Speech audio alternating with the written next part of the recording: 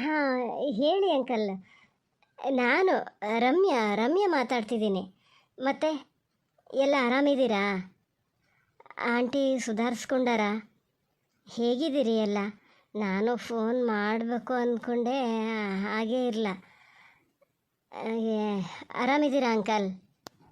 ಅಲ್ಲ, ನಿನ್ನ ಅಪ್ಪ ಏನು ನನ್ನ ಹತ್ರ ಮಾತೇ ಆಡಬಾರ್ದು ಅಂತ ತೀರ್ಮಾನ ಮಾಡ್ಕೊಂಡಾರ ಅಂತ ಫೋನು ರಿಸೀವ್ ಮಾಡಿ ಹಾಂ ಹ್ಞೂ ಅಂದೆ, ಹಾಗೆ ಇಟ್ಟರು. ನನ್ನ ದನಿ ಕೇಂಡರ್ ನಾನು ಅಂತ ಗೊತ್ತಾಗಿದೆ.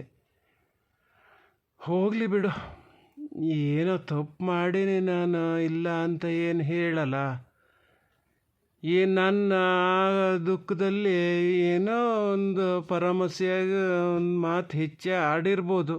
ತಿಳುವಳಿಕೆಸ್ತರು ಸುಧಾರಿಸ್ಕೋಬೋದಿತ್ತು, ನನ್ನ ಪರಿಸ್ಥಿತಿ ಅರ್ಥ ಮಾಡ್ಕೋಬೋದಿತ್ತು. ಹೋಗಲಿ ಬಿಡು. ನಾವು ಗನಾಗಿರೋದು ಎಂತ ಹೇಳು. ನಿನ್ನ ಆಂಟಿ ಏನು ಎಲ್ಲರೂ ಬದುಕಿರ್ಬೇಕಲ್ಲ ಅಂತ ಒಂಚೂರು ಏನಾರು ದಿನದಲ್ಲಿ ಒಂದು ಹೊತ್ತು ತಿಂತು ಬಿಡ್ತು. 3 ಹೊತ್ತು ಒಳ್ಳೇದೊಂದೇಯ, ಏನು ಮಾಡೋಕ್ಕಾಗ್ತದೆ ಹೇಳು. ಅಪ್ಪ ಹೆಂಗಾದ್ರು ಈಗ? ಆರಾಮಾದ್ರನ? ಹಾಂ ಅಂಕಲ್, ಈಗ ಸ್ವಲ್ಪ ಸುಧಾರಿಸ್ಕೊತಾ ಇದ್ದಾರೆ.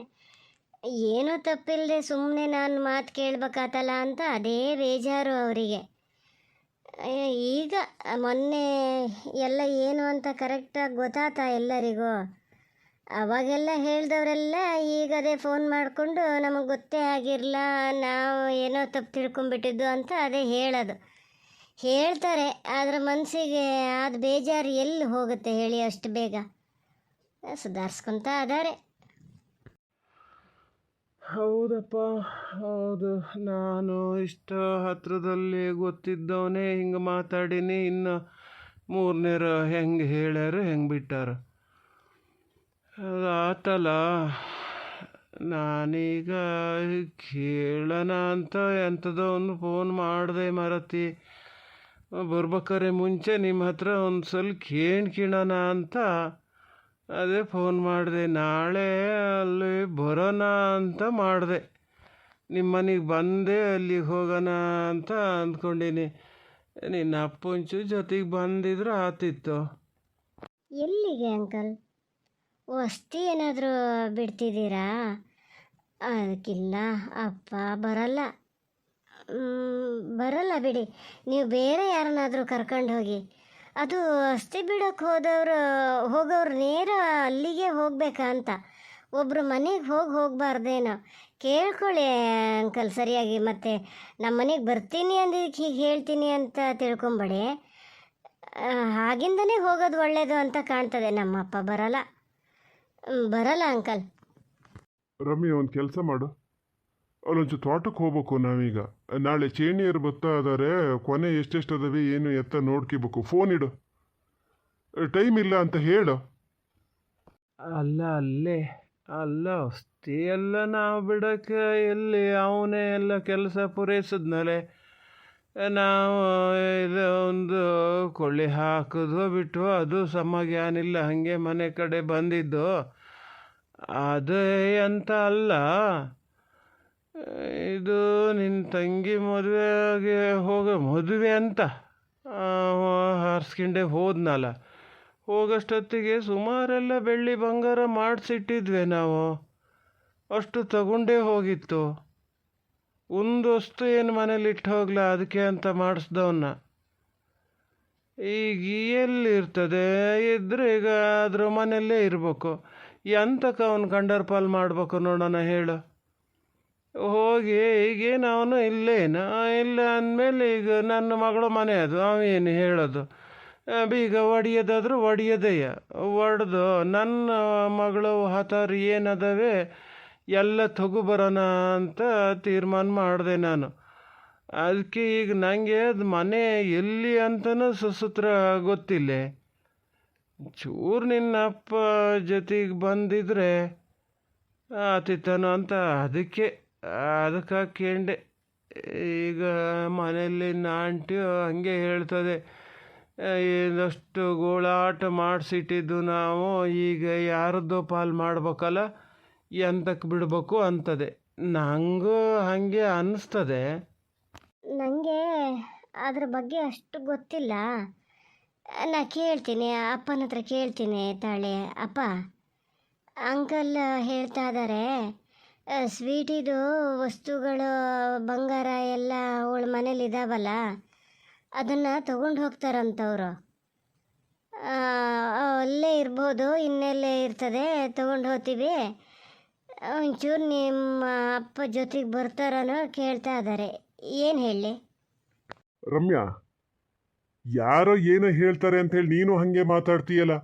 ಎಂತ ಮಾಡೋದು ಅಂತ ನನ್ನ ಹತ್ರ ಕೇಳ್ತೀಯಲ್ಲ, ನಿಂಗೆ ಗೊತ್ತಾಗಲ್ಲ ಅಷ್ಟು. ಏನು ಹೇಳೋದು ಬೇಡ, ಕೇಳೋದು ಬೇಡ. ಫೋನ್ ಇಡು, ನೀನು ಹೇಳ್ತೀನಿ. ಆ ಕಿರಿಯ ಧರ್ಮ ಎಲ್ಲ ಏನೂ ಬೇಡ. ಯಾವ ಥರದ್ದು ಮನುಷ್ಯರೇ ಮಾರತಿ, ಮಗಳು ಬದುಕಿದ್ದಾಗ ಅದು ಮನೆಗೆ ಬರಬಾರ್ದು ಅಂತ ಆ ಥರ ಕಟ್ನಿಟ್ಟು ಫೋನಲ್ಲಿ ಮಾತಾಡಬಾರ್ದು ಅಂತ. ಈಗ ಹೋದಕ್ಕೂ ಬಂಗಾರ ಬೇಕಂತ. ಥೂ, ಆ ಬಂಗಾರ ತಗೊಂಡು ಹೋಗ್ಕೊಂಡು ಎಂತ ಮಾಡೋದಂತೆ? ಏನು ಭೂಮಿ ಬಾಳ್ದಂಗೆ ಬಾಳ್ತಾರಂತ ಲೆಕ್ಕ ಹಾಕ್ಯಾರೇನು? ಅಲ್ಲ, ಅದು ಏನಾರು ಮಾಡಲಿ, ಅವ್ರವ್ರಿಗೆ ಬಿಟ್ಟಿದ್ದು. ನಮಗೆ ಆ ವಿಚಾರ ಬೇಡ. ನೀನು ಫೋನ್ ಇಡು. ನಾನು ಬರೋದು ಜೊತೆಗೆ. ಕೇಳಕ್ಕೆ ಧೈರ್ಯ ಎಷ್ಟಿರ್ಬೇಕು ಹೇಳು? ಎಲ್ಲಿಗೆ ಬರೋದು ನಾನು? ಏನಂತ ಬರ್ಬೇಕು? ನೀ ಫೋನ್ ಇಡು ರಮ್ಯಾ. ಅದು ಅಂಕಲ್, ಅಪ್ಪಗೆ ನಾಳೆ ಇಲ್ಲಿ ಯಾರೋ ಚೇಣಿಯವರು ತೋಟ ನೋಡೋಕ್ಕೆ ಬರ್ತೀನಿ ಅಂದಾರಂತೆ. ಹಾಗಾಗಿ ಬರೋಕ್ಕೆ ಪುರ್ಸೊತ್ತಿಲ್ಲ ಅಂತ ಅದಾರೆ. ನೋಡಿ, ನೀವು ಬೇರೆ ಯಾರನ್ನಾರು ಕರ್ಕೊಂಡು ಹೋಗಿ ಆತ. ಅಯ್ಯೋ ಮಾರತಿ ರಮ್ಯಾ, ಆ ಥರ ಕಿವಿಗೆ ಹೊಡೆದಂಗೆ ನಿನ್ನ ಮಾತಿನಕ್ಕಿಂತ ಜೋರು ಅವ್ರ ಮಾತೇ ಕೇಳಿಸ್ತಾ ಇದೆ. ನೀ ಮತ್ತೊಂದು ಯಾಕೆ ಸುಮ್ಮನೆ ಸುಳ್ಳು ಹೇಳ್ತೀಯ? ಚೇಣಿಯರು ಬರ್ತಾರೆ, ಅವ್ರು ಬರ್ತಾರೆ, ಇವ್ರು ಬರ್ತಾರೆ ಅಂತ. ಕಳ್ಕೊಂಡಿದ್ರೆ ಗೊತ್ತಾತಿತ್ತು ನೋವು ಏನು ಅಂತ. ಅಲ್ಲ, ನಿನ್ನ ಅಪ್ಪ ಅಷ್ಟು ಹೇಳ್ತಾರಲ್ಲ, ಅದು ಬೇಡಿತ್ತು, ಹೋದ್ಮೇಲೆ ಬಂಗಾರ ಎಂತಕ್ಕೆ, ಭೂಮಿ ಬಾಳ್ದಂಗೆ ಬಾಳದನು, ಹಂಗನು ಹಿಂಗನು ಅಂತ. ಈಗ ಪಾಪ ನಿನ್ನ ಮನ್ಸಿಗೆ ಬೇಜಾರಾಗ್ತದೇನ ಹಿಂಗೆ ಹೇಳಿದ್ರೆ? ನಿನ್ನ ಅಮ್ಮ ತೀರ್ಕೊಂಡ ಮೇಲೆ ಅವ್ರ ಬಂಗಾರ ಪೂರ್ತಿ ತಗೊಂಡೋಗಿ ಸುಡಿಗೆ ಹಾಕಿದ್ರಾ? ಅಲ್ಲ, ಮನೇಲಿ ಇಟ್ಕೊಂಡಿರ? ಭೂಮಿ ಬಾಳ್ದಂಗೆ ಏನು ಬಾಳಲ್ಲ, ಮತ್ತೆ ಎಂತಕ್ಕೆ ಅದನ್ನೇ ಎಂತಕ್ಕೆ ಇಟ್ಕೊಂಡಿರಿ ಇನ್ನು? ಅಂಕಲ್, ಮಾತು ಎಲ್ಲಿಂದ ಎಲ್ಲಿಗೋ ಹೋಗ್ತಾ ಇದೆ. ನಾನು ಸುಮ್ಮನೆ ಇಷ್ಟೊತ್ತು ನಿಧಾನದಿಂದನೇ ಮಾತಾಡ್ತಿದ್ದೆ. ಅದು ನಮ್ಮನೆ ವಿಚಾರ, ನಾವು ಏನಾರು ಮಾಡ್ಕೋತೀವಿ. ನೀವೆಂತಕ್ಕೆ ಅದನ್ನು ಕೇಳ್ತಿದ್ದೀರಿ? ನಾವು ಏನು ನಿಮ್ಮನ್ನ ಕೇಳಕ್ಕೆ ಬರಲ್ಲ, ನೀವು ಹೇಳಿದ್ದಕ್ಕೆ ಹೇಳ್ತಿದ್ದೀವಿ. ನಮಗೆ ಬರೋಕ್ಕಾಗಲ್ಲ ಅಷ್ಟೇ. ಬಿಡಿ, ನಾನು ಅಪ್ಪ ಹೇಳ್ತಿರೋದೇ ಕರೆಕ್ಟು. ನಾನು ಫೋನ್ ಇಡ್ತೀನಿ, ನೀವು ಬೇರೆ ಯಾರನ್ನಾದರೂ ಕರ್ಕೊಂಡೋಗಿ. ಇದೇ ಮಾತು ನಿನ್ನ ಅಪ್ಪನ ಬಾಯಿಂದ ಬಂದಿದ್ರೆ ನಾನೆಂತಕ್ಕೆ ಇಷ್ಟು ಮಾತಾಡ್ತಿದ್ದೆ? ಬರೋಕ್ಕಾದ್ರೂ ಬತ್ತೀನಿ ಅನ್ಬೇಕು, ಆಗದಿದ್ರೆ ಆಗಲ್ಲ ಅನ್ಬೇಕು. ಉಳ್ದಿದ್ದು ಅದಕ್ಕೆ ಪ್ರಸಂಗ ಎಂತಕ್ಕೆ ಬೇಕೋ? ಬದುಕಿದ್ದಂಗೆ ಮನೆಗೆ ಸೇರಿಸ್ಲಾ, ಮಾತಾಡಿಸ್ಲಾ, ಈಗ ಬಂಗಾರ ಬೇಕಾ ಅಂತ. ಅದಕ್ಕೆ ನಾನು ಕೇಳಿದ್ದು. ನಿಮ್ಮ ಮನೇಲಿ ನಿನ್ನ ತಾಯಿ ಹೋದ್ಮೇಲೆ ಬಂಗಾರ ಪೂರ್ತಿ ಸೂಡಿಗೆ ಹಾಕಿದ್ರನೋ ಅಂತ. ಏನು ತಪ್ಪದೆ? ನಿಮ್ಮ ಬುಡಕ್ಕೆ ಬಂದು ಕೂಡಲೇ ನಿಮಗೆ ಬೇಗ ಉರುಕ್ ಅಂದುಬಿಡ್ತದೆ. ನಾವಾದರೂ ಏನಾದರೂ ಕೇಳಿಸ್ಕೊಂಡು ಸುಮ್ಮನೆ ಇರ್ಬೇಕಾ? ಅಷ್ಟು ಹೇಳ್ತಿದ್ದೀನಿ, ಏನೋ ಗೊತ್ತಾಗದೆ ಒಂದು ಮಾತು ಅವತ್ತಾಡ್ದೆ ಅಂತ. ಮಗಳನ್ನ ಕಳ್ಕೊಂಡಿದ್ದು ನಾನು. ಅದ್ರ ನೋವೇನು ಅಂತ ಅನುಭವಿಸೋದ್ರಿಗೆ ಗೊತ್ತಾಗ್ತದೆ. ಅದಕ್ಕೆ ಒಂದು ಸಿಟ್ಟು ಅಂದ್ರೆ ನಾನು ಈಗೊಂದು ಫೋನಲ್ಲಿ ಮಾತಾಡ್ದಾಗಲೂ ಒಂದು ಹಲೋ ಅನ್ನೋಕ್ಕಾಗಲ್ಲ. ಇದಕ್ಕೆಲ್ಲ ಭೂಮಿ ಬಾಳ್ದಂಗೆ ಬಾಳ್ತಾರಂತ ನಿನ್ನಪ್ಪ ಇಷ್ಟು ದ್ವೇಷ ಸಾಧಿಸಿ? ಸರಿ, ಯಾರನ್ನಾದ್ರೂ ಕರ್ಕೊಂಡೋಗಿ ನಾನು ಫೋನ್ ಇಡ್ತೀನಿ, ಆಯಿತಾ? ಏನಂತೆ ಮತ್ತೆ ಎಂತ ಅಂತ ಒಂದು? ಏನಿಲ್ಲ ಬಿಡಿಯಪ್ಪ, ಅವರೇನೋ ಒಟ್ಟು ಟೆನ್ಷನಲ್ಲಿದ್ದಾರೆ, ಮಾತಾಡ್ತಾರೆ. ನೀವು ಅಷ್ಟೇ ಅಪ್ಪ. ಈಗ ಫೋನ್ ಮಾಡಿ ಹಿಂಗೆ ಕರೆದ್ರಾ, ಬರೋಕ್ಕಾಗ್ತದೆ ಅಂದ್ರೆ ಆಗತ್ತದೆ ಅನ್ಬೇಕು, ಇಲ್ಲ ಅಂದರೆ ಇಲ್ಲ ಅಂತ ಸುಮ್ಮನೆ ಇದ್ದು ಬಿಡ್ಬೇಕು. ಆವಾಗ ಮಗಳನ್ನ ಮನೆಗೆ ಸೇರಿಸ್ಲಾ, ಈಗ ಬಂಗಾರ ಎಂತಕ್ಕೆ ಬೇಕು, ಅವೆಲ್ಲ ಯಾಕೆ ಬೇಕು ಹೇಳಿ? ಅವ್ರವರಿಗೆ ಮೊದಲೇ ನೋವಲ್ಲಿರ್ತಾರ. ನಾವು ಮತ್ತೆ ಒಂಥರ ಗಾಯದ ಮೇಲೆ ಬರ ಹೇಳ್ದಂಗೆ ಆಗ್ತದೆ ಹಿಂಗೆಲ್ಲ ಹೇಳ್ತಾ ಇದ್ರೆ. ಹೋಗಲಿ ಬಿಡಿ, ಆಯ್ತಲ್ಲ. ಈಗ ಫೋನ್ ಇಟ್ಟಾಯ್ತು, ಅವ್ರು ಬೇರೆ ಯಾರನ್ನಾರು ಕರ್ಕೊಂಡು ಹೋಗ್ತಾರಂತೆ. ಇದೊಂದು ಸತಿ ಹೀಗೆಲ್ಲ ಹೇಳೋಕ್ಕೆ ಹೋಗಬೇಡಿ. ಅವ್ರು ಏನಾರು ಮಾಡ್ಕೊಂಡ್ಲಿ, ನಮಗೇನ? ಎಂತ ನಾ ಹಂಗೆ ಹೇಳಿದ್ಕೆ ಏನಾರು ಹೇಳ್ದ ನಾವ? ಎಂತ ಹೇಳ್ದ ಹೇಳು? ಫೋನ್ ಮಾಡ್ಕೊಂಡು ಒಂದ್ಸತಿ ಬಲಿ ಬಿಡಿಸ್ತೀನಿ. ರಘುವೀರ ಏನು ಹೇಳಿದ್ರು, ಯಾರು ಎಂತ ಮಾಡಿದ್ರು ಸುಮ್ಮನೆ ಇರ್ತಾನೆ, ಪಾಪದವ ಅಂತ ಲೆಕ್ಕ ಹಾಕೇನೇನ ತೋರಿಸ್ತೀನಿ ಈಗ ಹೆಂಗಿದ್ದವ ನಾನು ಅಂತ. ಯಾವಾಗಲೂ ಒಂದೇ ಥರ ಇರಲ್ಲ. ಇಂಥವಕ್ಕೆಲ್ಲ ಸಲಿಗೆ ಕೊಟ್ಟಿದ್ದು ಹೆಚ್ಚಾಗಿದ್ದು. ಹೇಳಿ ನೀನು ಹೇಳು, ಅವ ಏನು ಹೇಳ್ದ? ಇಲ್ಲ ಇಲ್ಲ ಅಪ್ಪ, ಹಂಗೆ ಹೇಳಿದ್ದೇನಿಲ್ಲ, ನಾನು ನಿಮ್ಗೆ ಹೇಳಿದ್ದಷ್ಟೇ. ನೀವು ಇಲ್ಲಿ ಹೇಳೋದನ್ನ ಕೇಳಿಸ್ಕೊತಿದ್ನ, ನಂಗೆ ಹಾಗೆ ಅನ್ನಿಸ್ತಾ ಇತ್ತು. ಥೋ ಅಪ್ಪ ಯಾಕೆ ಹಿಂಗೆ ಮಾತಾಡ್ತಾ ಇದ್ದಾರೆ ಅಂತ ಅನ್ನಿಸ್ತಿತ್ತು. ನೀವು ಇಲ್ಲಿ ಹೇಳಿದ್ದೆಲ್ಲ ಅವರಿಗೂ ಕೇಳಿಸ್ತದ ಹೆಂಗಿದ್ರು, ಅದಕ್ಕೆ ಹೇಳಿದೆ. ಅವರೇನು ಹೇಳಲ್ಲ, ಹೀಗೆ ಹೇಳ್ತಾರಲ್ಲ ಸಾಧಾರಣ, ಈಗ ಮಗಳು ಹೋತು ಅಂತ ಹೇಳಿ ಕಷ್ಟಪಟ್ಟು ಮಾಡಿದ್ದು ನಮ್ಮ ದುಡಿಮೆ ಪ್ರತಿಫಲ ಯಾರಿಗೋ ತಿನ್ನೋಕ್ಕೆ ಯಾಕೆ ಬಿಡಬೇಕು, ನನ್ನ ಮಗಳಂತೂ ಅನುಭವಿಸ್ಲ, ಇವು ಯಾಕೆ ಅನುಭವಿಸ್ಬೇಕು, ಹಂಗೆ ಆ ಥರ ಎಲ್ಲ. ಈಗ ಮಗಳು ಕಳ್ಕೊಂಡ್ರೆ ನೋವು ಇರ್ತದಲ್ಲಪ್ಪ, ಅದನ್ನೇ ಹೇಳಿರಷ್ಟೇ. ಬಿಟ್ಟು ಹಾಕ್ಬಿಡಿ ಇದನ್ನು, ಇನ್ನು ಅವ್ರ ಸುದ್ದಿ ಯೋಚನೆ ಮಾಡೋದೇ ಬೇಡ ನಾವು. ಈಗ ಎಲ್ಲಿಗೆ ಹೋಗ್ಬೇಕು ಅಂತಿದ್ರಲ್ಲ, ತೋಟಕ್ಕೆ ಬರ್ತೀನಿ ನಡೀರಿ. ಆದ್ರೆ ನನಗೆ ಎಂತ ಗೊತ್ತಾಗ್ತದಪ್ಪ, ಚೇಣಿಯರಿಗೆ ಏನು ಹೇಳಬೇಕು ಅಂತಲೂ ಗೊತ್ತಿಲ್ಲ, ಎಂಥದ್ದು ಗೊತ್ತಿಲ್ಲ. ಅದಕ್ಕೆ ಮತ್ತೆ ನೀನು ಕರ್ಕೊಂಡು ಹೋಗ್ತೀನಿ ಅಂದಿದ್ದು ನಾನು.